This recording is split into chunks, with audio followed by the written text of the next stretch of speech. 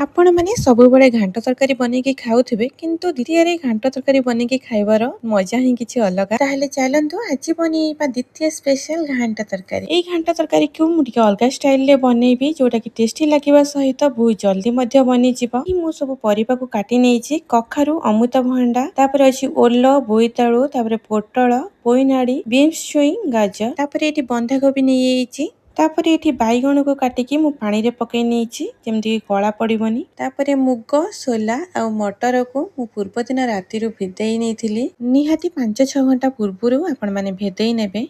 तापरे एठी मु नेइछि नढिया तापरे एठी नेइछि ओ तापरे नेइछि आलू आ सारू तापरे एठी नढिया को छोट छोट करी काटी नेइछि। एठी तरकारी रे दबा पई मोटे मसला बनेइबी सेति पई नेइछि जीरा धनिया गुजराती दालचीनी तेजपत्र लवंग।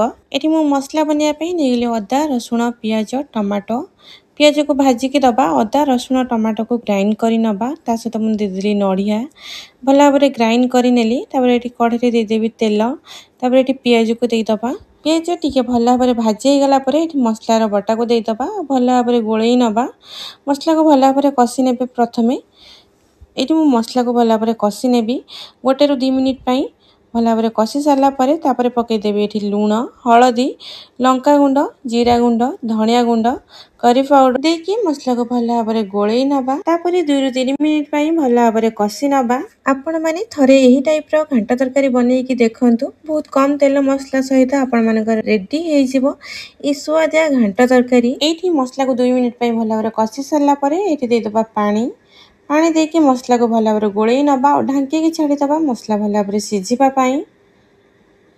एठी देखि नियंतु मसला को 2 मिनिट परे ढक्कना खोली के आउटे गोळेई नबा जेमति के मसला तळे लागिबनी। गैस रो फ्लेम को लो टू मीडियम रे रखिबा मसला को भला भाबरे कसी नबा जेमति के मसला रो ऊपर को तेल उठिबा स्टार्ट हे जिवो। एठी मसला हमर भला भाबरे कसी गेलानी ऊपर को तेल मध्ये उठी आसलानी मसला टी हमर अठाळिया अंश हे गलानी। एठी मसला को आधा हमें काढी के रखि दबा हमें लास्ट को दबा एठी हमें जो बाकी मसला रे परिबा को पकै नबा। एठी मसला आधा काढी सारला परे मसला को भला भाबरे गोळेई नबा तापरे एठी मटर पकै नेबी जो परिबा सब अधिका टाइम लागि थाए ना सिझिबा पई ताको प्रथमे देबे त मटर पकै देली एठी चणा पकै देली मुग पकै देली आलू सारू पकै दबा भला भाबरे गोळेई नबा 1 मिनिट पई भला भाबरे गोळेई सारला परे बाकी तक परिबा सब पकै नबा।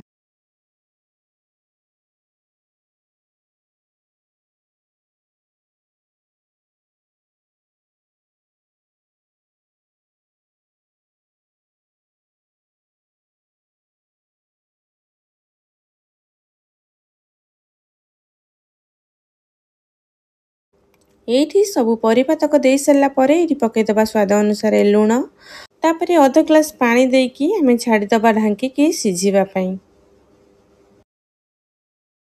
एठी हमर देइथिबा सब परिबा हमर 50% भलिया सिझी गलानी। एठी परिबा को सब गोळेई नबा तापरे बाकी तक परिबा को पकै नबा।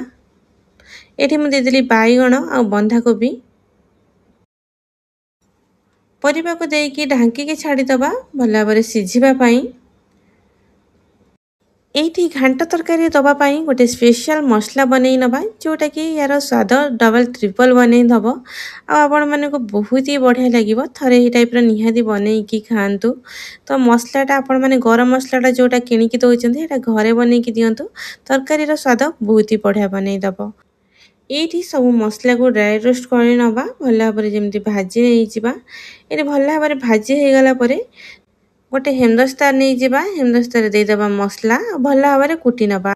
एठी घांटा तरकारी दबा पई मसला हमर रेडी हे गला तापरे एठी तरकारी को देखि नबा भला भाबरे सिझी कि नै भला भाबरे गोळेई नबा। एठी भला भाबरे गोळेई सारला परे एठी हमर सिझी जाईची 80% भला भला भाबरे सिझी जाईची। तापरे एठी हम ओ को पकै नबा ओ को मु टिके टिके छेची नेइची जेमति कि ओटा भला भाबरे सिझी जिवो।